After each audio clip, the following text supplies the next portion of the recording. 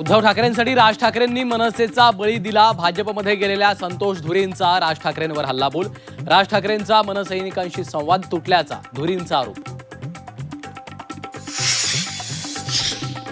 अमरावतीत युती असूनही 17 जागांवर भाजप विरुद्ध युवा स्वाभिमान सामना.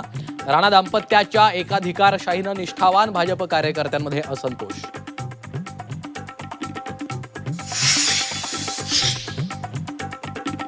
आता मागलं पानं पलटले, आम्ही मागची पानं काढले तर त्यांनाही बोलता येणार नाही. पानं उलटली तर अजितदादांना बोलता येणार नाही. भाजपवर टीका करणाऱ्या अजितदादांना चंद्रशेखर बावनकुळेंची तंबी.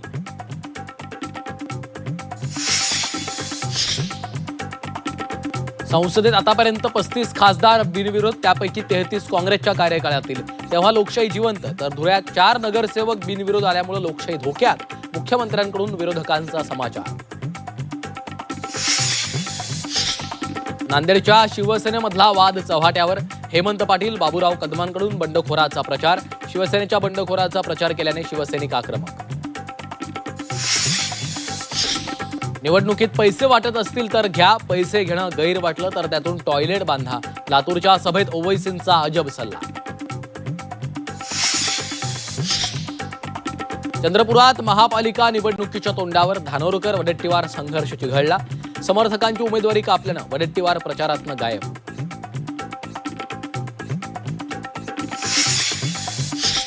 नाशिकमध्ये भाजप शिवसेनेत जुंपली. उमेदवारांची नावच मतदार याद्यांमधून गायब केल्याचा भाजप आमदार सीमा हिरेंचा आरोप.